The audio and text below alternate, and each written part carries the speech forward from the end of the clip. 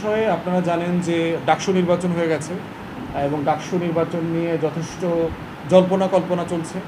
এর বাইরে আজকে জাহাঙ্গীরনগর বিশ্ববিদ্যালয়ে আপনার ছাত্র সংসদ নির্বাচন চলছে।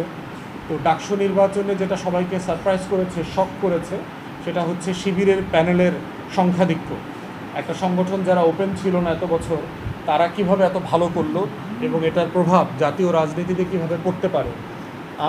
আমাদের মন্তব্য হচ্ছে যে এইখানে আসলে শিবিরের যতটা না বিজয়, এর থেকে হচ্ছে অনেকগুলা নেতিবাচক প্রচারের একটা প্রতিবাদ দেখতে পাচ্ছি আমরা।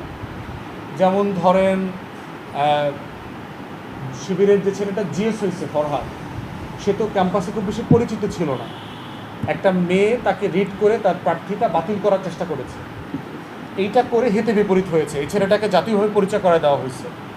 তারপরে হচ্ছে যে বাম ছাত্র সংগঠনগুলো মিলে অথবা তথাকথিত প্রগতিশীল সংগঠনগুলো মিলে শিবিরের ছেলেমেয়েদেরকে পাকিস্তানি বলা, তারপরে ইসলাম বিদ্বেষী মন্তব্য করা, যখন তখন রাজাকারের বাচ্চা বলে ট্যাগ দেওয়া, তুমি জানি আমি জানি, সাদিক কায়ুম পাকিস্তানি, এই যে একটা ট্রল করা, ট্যাগিং করার রাজনীতিটা করবার চেষ্টা করেছে অনেকে, ছাত্রদলের অনেক নেতারা সহ।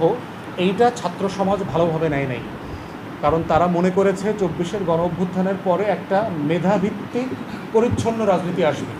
আপনি কি করবেন কি করবেন না, কোনটা ভালো কোনটা খারাপ সেটা নিয়ে কথা বলবেন। তো এইটা একটা গুরুত্বপূর্ণ বিষয়।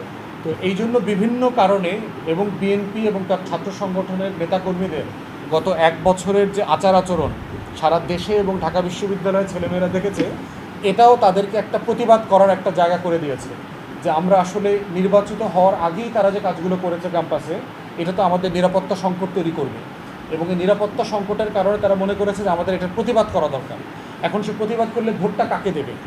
যার জেতার সম্ভাবনা একটু বেশি তাকেই কিন্তু প্রতিবাদের ভোটটা মানুষ দেয়। তো এই জন্য এই যে বিশাল সংখ্যক ভোট পেয়েছে, এইটা আমার কাছে মনে হয়েছে বিভিন্ন চিন্তার যারা ছাত্রছাত্রী শিক্ষার্থীরা ছিল তাদের একটা প্রতিবাদের ভোট। এই প্রতিবাদের ভোটগুলো জমা হতে হতে শিবিরের প্যানেলে চলে গেছে। এবং দেখেন যে প্যানেল থেকে 3জন সম্পাদকীয় পদ কিন্তু প্যানেলের বাইরে নির্বাচিত হয়েছে এবং তারাও কিন্তু কোনো প্যানেল থেকে আসে নাই, তারা স্বতন্ত্র হয়েছে।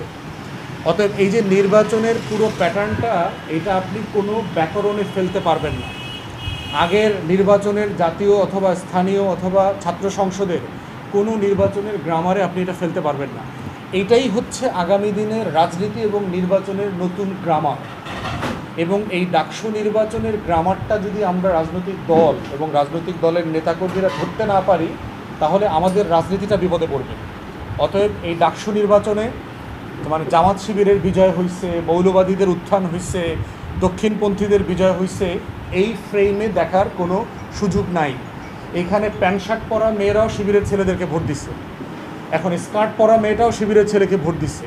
তাহলে এখন আপনি এটাকে কীভাবে জামাত শিবিরের প্যানেল বলবেন? কীভাবে ইসলামের পক্ষের প্যানেল বলা, দক্ষিণপন্থীদের মৌলবাদী জনগোষ্ঠী অথবা এই জঙ্গিদেরকে ভোট দিয়েছে, এটা তো আপনি বলতে পারবেন না। এটা বললে যেটা হবে, এই ছাত্রছাত্রীরা কিন্তু আবার প্রতিবাদ করবে, তারা এটাকে ভালোভাবে নেবে না।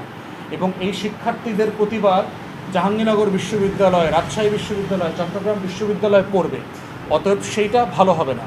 বরং রাজনৈতিক দলের কর্মী হিসেবে আমি এটাকে দেখতে চাই যে গণ অভ্যুত্থানের পরে শিক্ষার্থী তরুণ তরুণীদের যে চিন্তার প্যাটার্ন পরিবর্তন হয়ে গেছে, এই প্যাটার্নটা আমাদের রাজনৈতিক দলের বোঝা দরকার। এইটা বুঝতে পারলেই জাতীয় নির্বাচন থেকে শুরু করে আগামী দিনের রাজনীতিতে আমরা ভালো করবার একটা সুযোগ পাব। কারণ শিক্ষার্থীরা একটা নতুন রাজনীতি আশা করছে এবং এই আশা করবার একটা জায়গা তারা এর আগে কখনো দেখাইতে পারে নাই এবং গণ অভ্যুত্থানের পরে তারা এটা দেখানোর সুযোগ পেয়েছে এবং এই জায়গাটা আমরা বোঝার চেষ্টা করতেছি।